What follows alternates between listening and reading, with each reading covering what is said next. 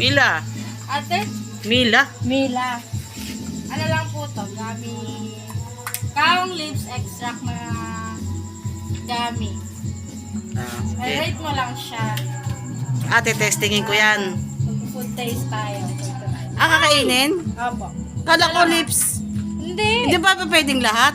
Hindi. Bitin niya sa akin. Isa lang. Dami pa ako isuserve. At, tikman mo. Ayan guys. Gami. Ano na ba Nagawa yun? siya sa kaong extract. Kaong lips extract.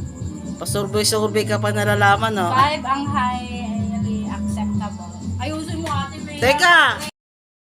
May pa-survey kung masarap daw. Kala ko lipstick.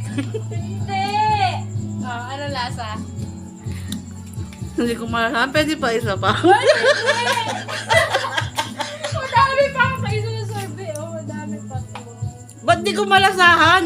Yung alin, yung kaong extract. Kaong lips kasi yung pinagwa na namin ng kaong extract. Hindi, masarap naman. Sarap. Joke-joke lang. Oh, Masarap.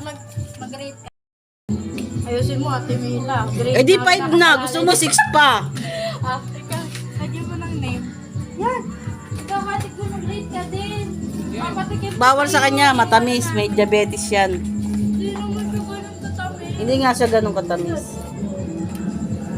Ano ba pangalan ko? Nakalimutan ko na. Kumain na ako ng gami. Nakalimutan mo yung pangalan mo, no?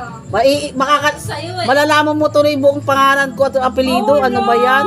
Finally! Sa tinagar-tagar ko dito. O, gusto mo ano? Rate mo na. Saan? Dito lang sa box. I-check mo. Yung clarity niya kung mukha ba siyang gummy or... O naman, gummy bear nga eh. Oo. Yung aroma. Oo. Yeah! Packaging, wala pa Thank siyang you, packaging. wala. Yan lang. Babay ka Thank na. you. Bye-bye. Uy, bitin ako isa pa, yung violet. Madami pa ako yan. Ang damot-damot nandun pa, sorbet-sorbet. Tapos, Thank you. ginanit lang yung bituka ko, lit-liit. Thank